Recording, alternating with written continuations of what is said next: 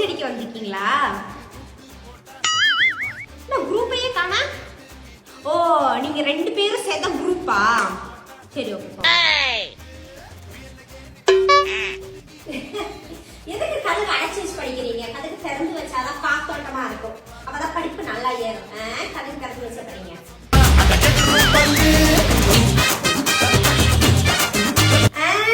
எப்படி போகுது group study எல்லாம்? இந்த நம்ம காப்பி கொண்டு வந்திருக்கேன், இந்தாங்க. சாப்பிட்டுக்கிட்டே படிங்க.